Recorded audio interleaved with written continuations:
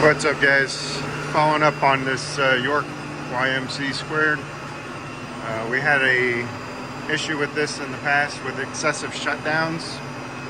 So Johnson Controls came out, troubleshot it, and found out that they needed to replace the MBC Amplifier board. And it just kept giving excessive shutdowns. Eventually it wouldn't start. So it took them a while. They changed it out before the holidays, and I'm just doing a follow-up, make sure all's good and running, go to the history, and I find we got a lot of faults here with W24 low frequency displacement. Also, condenser flow switch is being open. So I'm thinking EMS does control the pumps on this, and our sequencing must be out of sequence because we're shutting our pumps off. So I'm gonna have to call EMS and see if we can do a mock shutdown and if that's really what's happening or not. Because if you look at the alarms, this time isn't correct anyways, but the time that it's going off, you'll have a condenser flow switch open, and then 7 seconds later we got a W24 low frequency displacement fault, which if you look in the book,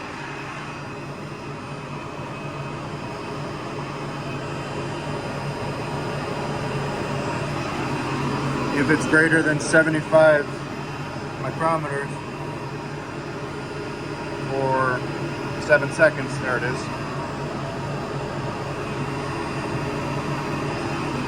then you'll start throwing that fault. So let's give them a call, see if we can do a mock shutdown here. Alright, so we're waiting for EMS to call back to go over what was going on with the excessive shutdowns. In here, I believe that is the board that they replaced. That is the MBC Amplifier board. Could be wrong, but I believe that's it.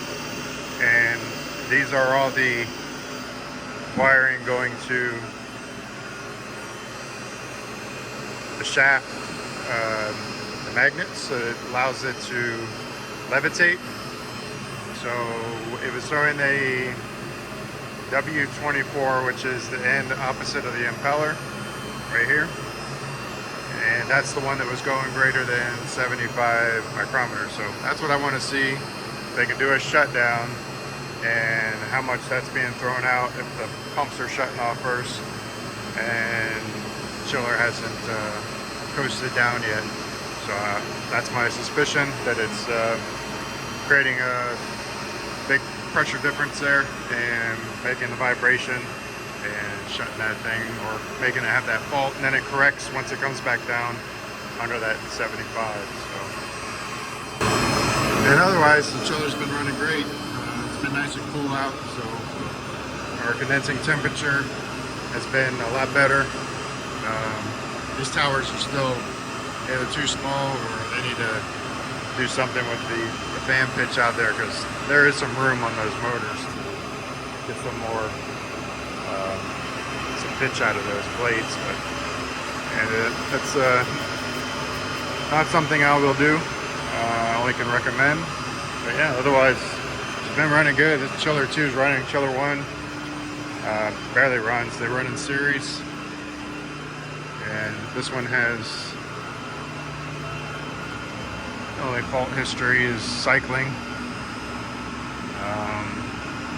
Really no problems otherwise. So our temperature right now, we're entering 47, leaving 46.9. So these things are just coasting, and it's probably 60 degrees outside and very little load in the building. And our chiller 2, we're leaving at 44.8. You can see our condenser temps nice and low.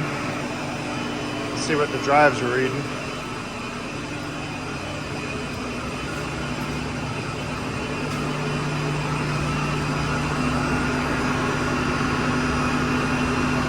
This is at 45 hertz. And they run both tower fans run at the same time. It's the way they got them programmed. And then there's only supposed to be one condenser pump running if there's only call for one pump or one chiller. And they do have isolation valves.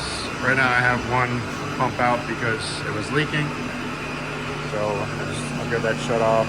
It's locked out in the where the towers are. So waiting to see if we can hear this kick off before our chiller actually shuts down. So now that I think about it, that condenser temp is pretty low, and we're supposed to be maintaining 85.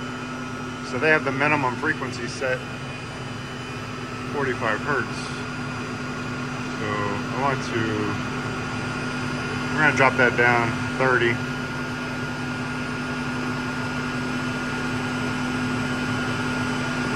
See what that does for our condenser temp. Yeah, now we're off. They're off on both. Let's see if that temperature will rise. Let's go look at chiller 2.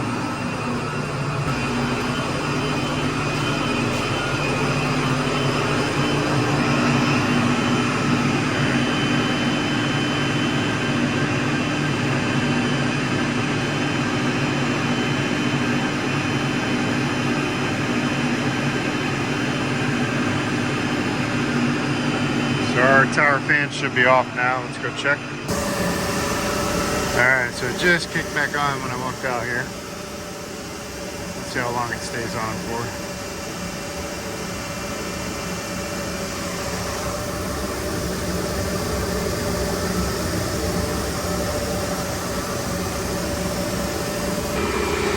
There's our pump that's out. It was just leaking water. And impeller end had some sloppy bearings, so we're getting that rebuilt. Alright, just heard back from EMS. They are going to do a shutdown here, so hopefully within the next minute or two we'll hear something.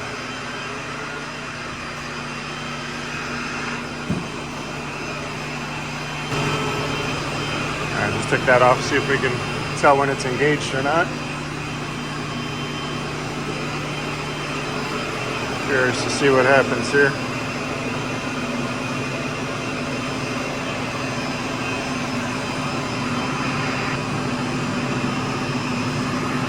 Okay, we're shut down. Our pump is off.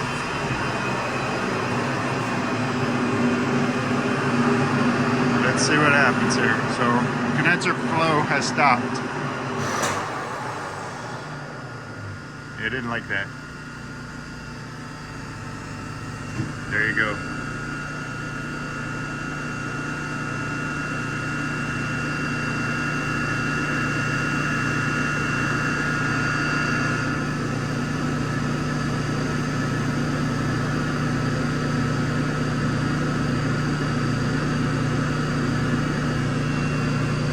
And let's see if we have another fault here.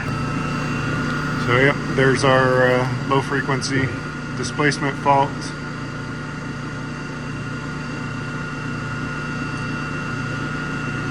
Alright.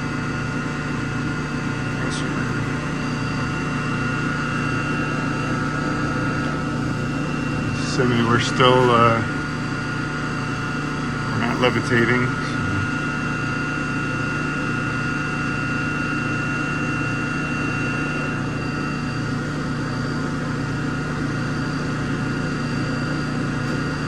There you go.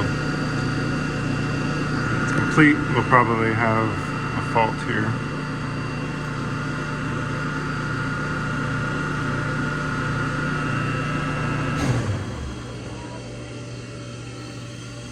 Yeah, that was our chilled water pump just shut down.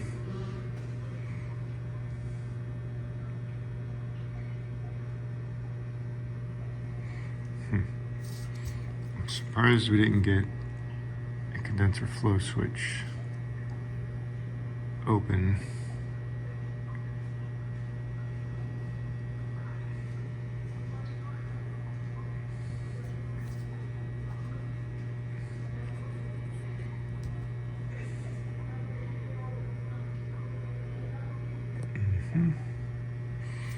So this time we got a landing counter high, level 1, which I think we've had those before. All right, we're gonna restart. Energy management is getting ready to start this back up.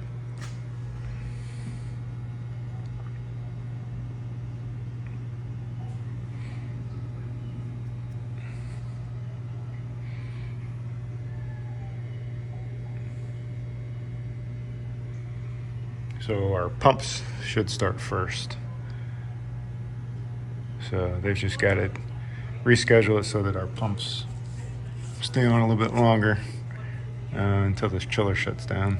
All right, chill water pump just kicked in.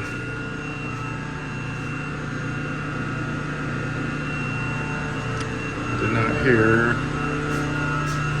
condenser pump yet. Isolation's opening.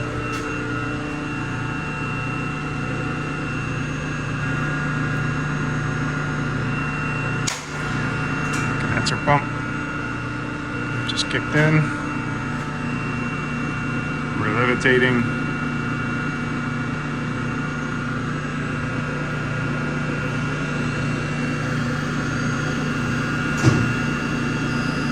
And there you go.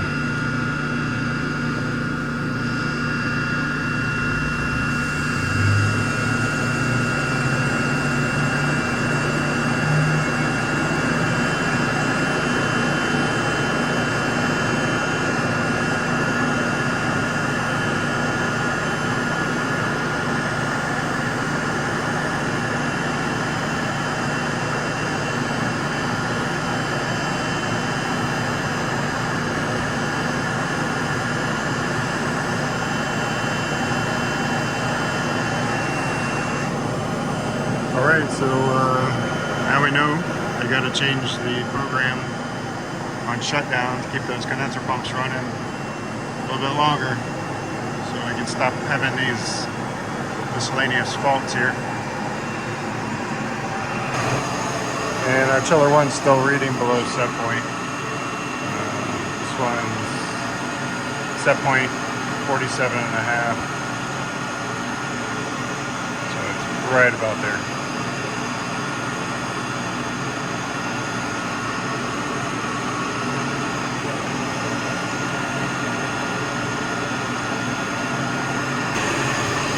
Alright, so I don't think this is York's fault. This is EMS's fault. And we'll get them to correct that. And we'll see what the future brings. Alright guys, thanks for watching. If you got any comments, drop them down below. Let me know what you think. You got this problem or you have another way of solving that. I appreciate the input. Alright guys, have a good one.